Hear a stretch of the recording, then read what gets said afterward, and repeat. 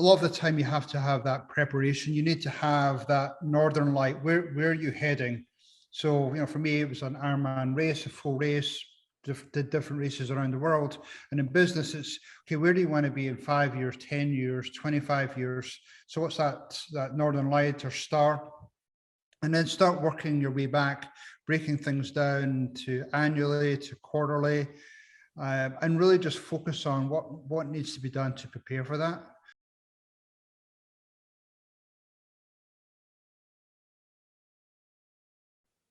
Welcome, folks, to this episode of the Strategy and Leadership Podcast. My name is Anthony Taylor. I'm excited to have you here. My guest today is Robert Clinkenbeard, who is the owner of the Radix Group.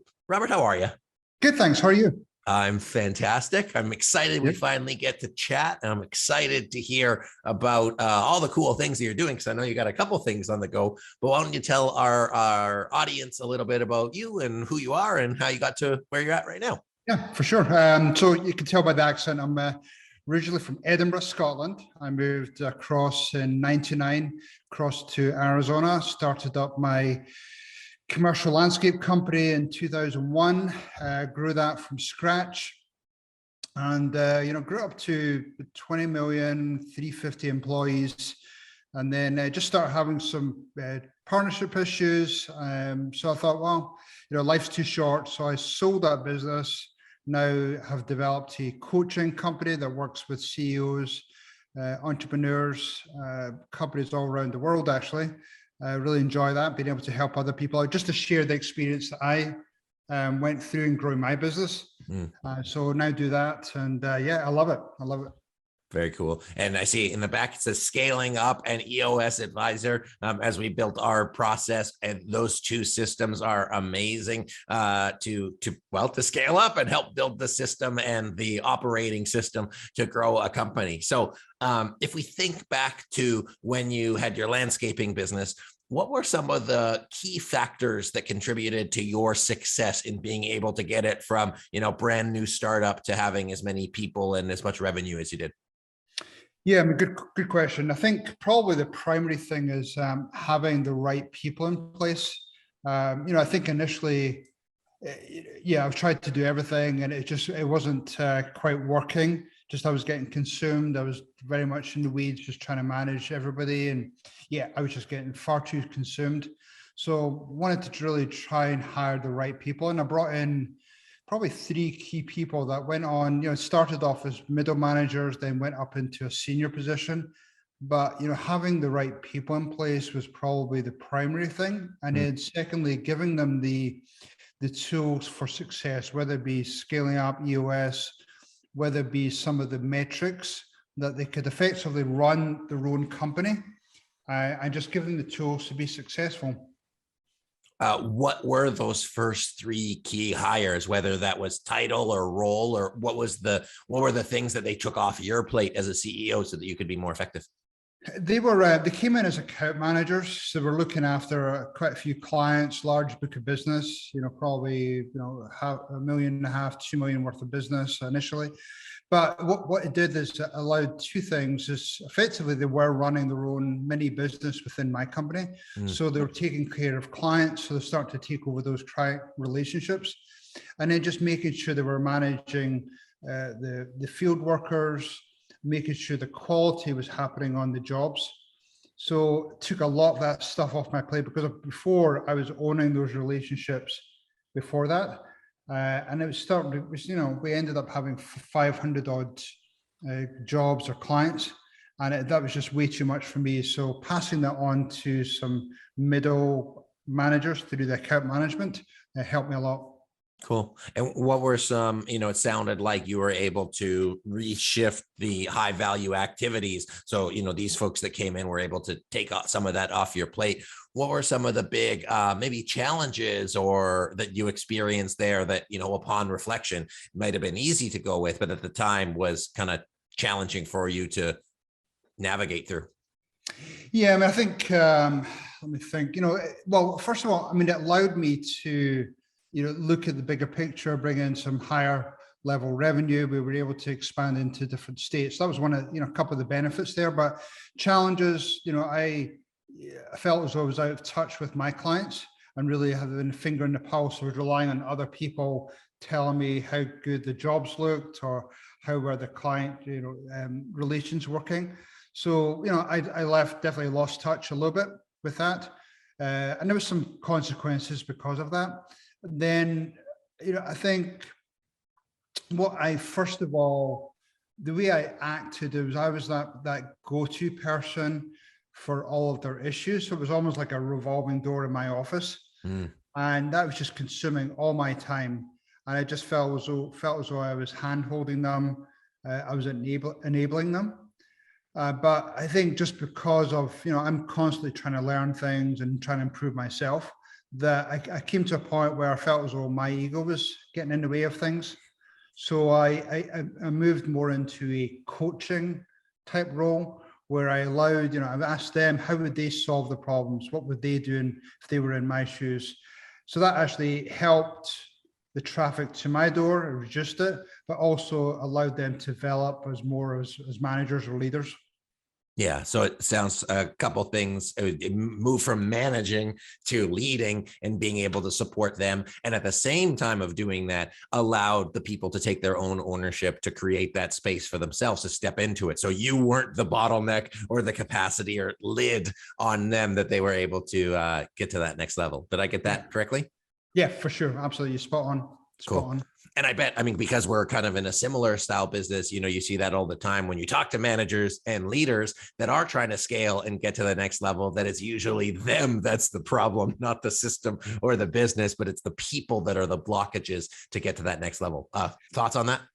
Yeah, no, for sure. I mean, that's, it's quite an interesting point, and it is something I come in and see more and more in all the companies I go into, that a lot of people have moved into a management or leadership type role because of they've maybe been really good at the skill or trade that they've been used to. So they've moved into that role just because they've obviously shone above other people, but they've never been given any type of leadership or management development.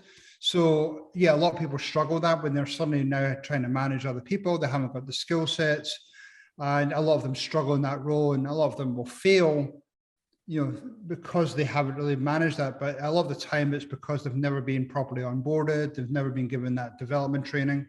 So it's a challenge I see all the time. Yeah, absolutely. That's what one of the things that we focused on in terms of strategy execution is the leadership development to help them get to that capacity. So actually, I guess that's a good segue, because if you think of scaling up in your business from startup to 100K, from 100K to $500,000, $500,000 to $1 million, $1 million to 10, 10 to 20, sounds like probably those big inflection points. What are some of the important things to consider as an owner as you scale up? And then we'll talk about your consulting piece after that.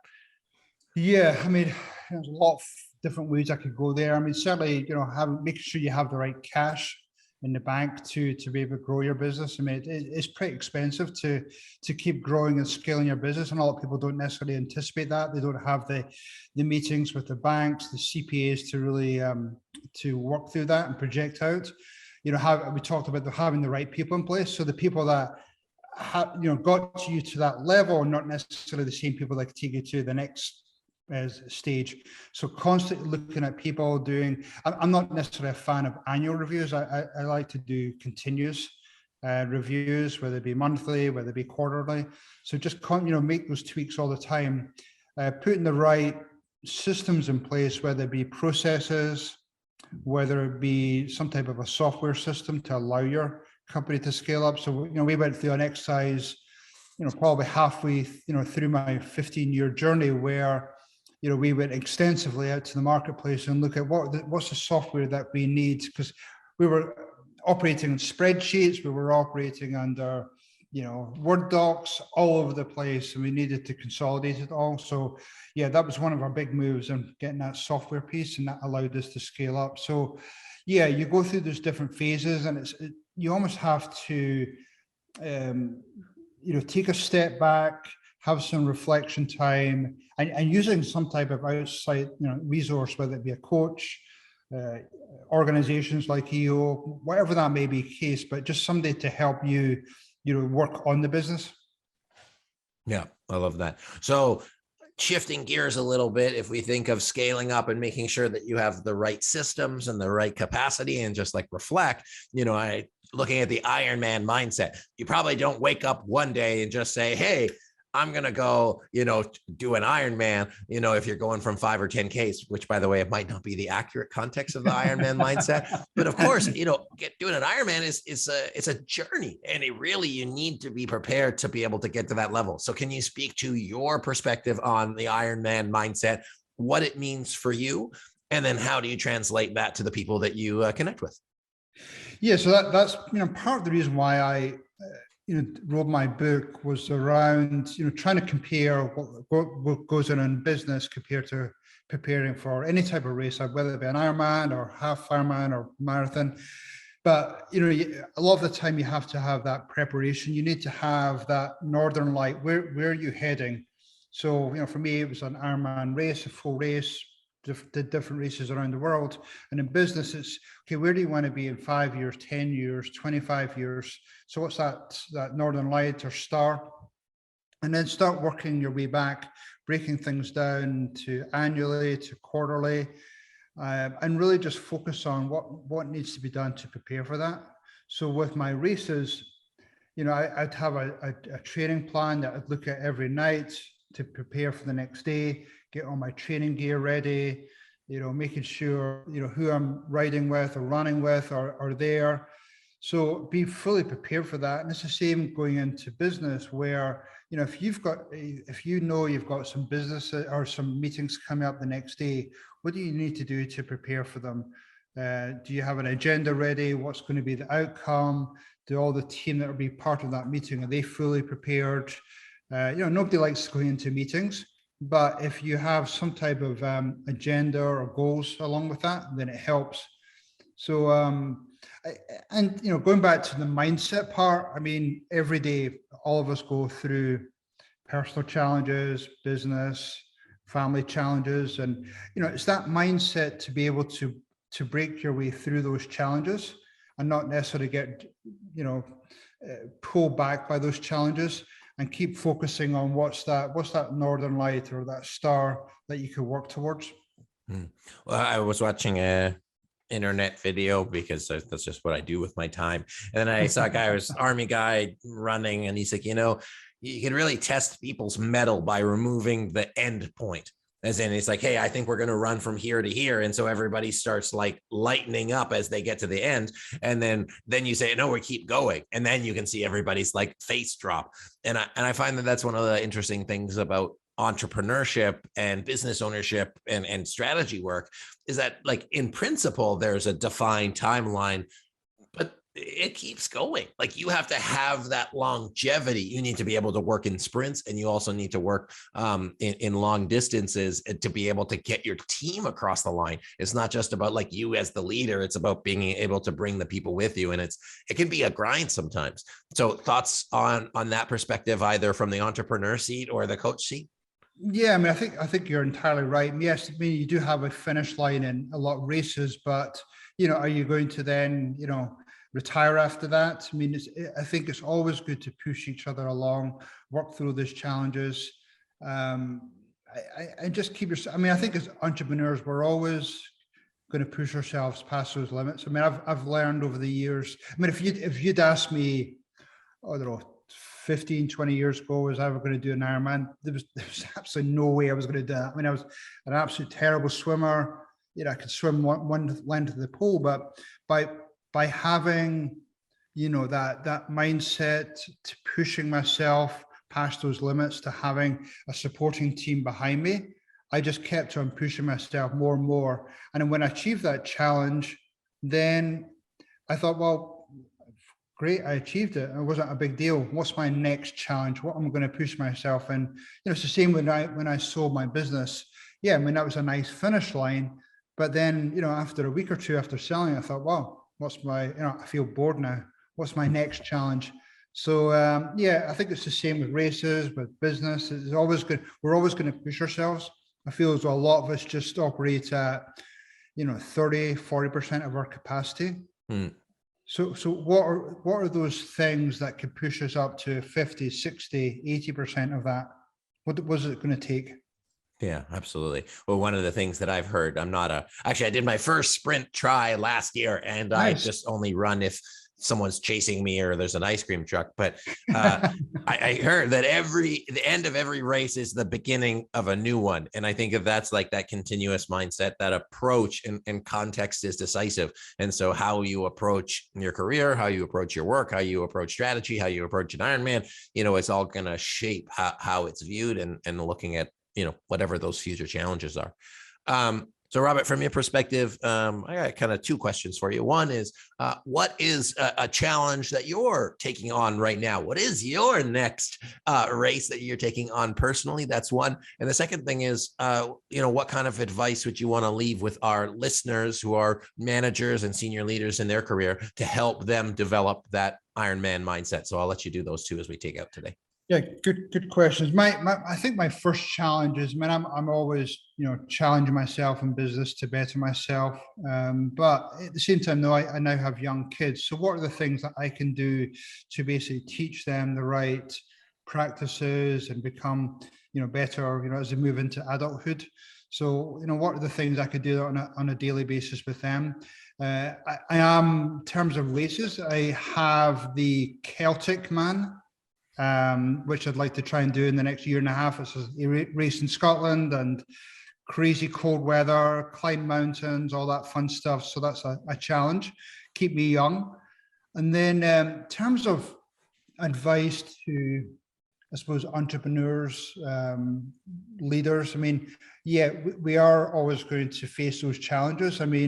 You look at what's going on in the world these days. It's crazy, crazy stuff going on. But what are some of the bright spots on there? Are you surrounding yourself with the right people around you to challenge you to look at all the good things going on, look at technology, and try and constantly review how you're going to achieve those challenges? Really easy to get sucked into all the negativity, but who are the team, the mentors around you to keep pushing you past that capability? Awesome. I love that. And it sounds like you're going to be well prepared to be that coach, mentor for your kids moving forward. So I wish you all the best in that endeavor as you move forward. Thank you. And good luck getting to that race. So where can our people connect with you, learn more about the work you do at the Radix Group? Yeah, for sure. My website, the Radix Group, LLC.com, that has all my coaching information there. There's a link. You can find me obviously on LinkedIn as well. And then obviously my book is for sale on Amazon, so people can read that short book, 100 odd pages. So fairly quick read, but my goal is to try and make a positive impact on others. Awesome. Well, I appreciate that. So folks, thank my guest today, Robert Clinkenbeard, who is the owner of the Radix Group. Robert, it's been a pleasure chatting with you today. Thanks so much. Thank you. Thanks for the time. Appreciate it. Absolutely. And everyone listening, I hope you got a lot out of today.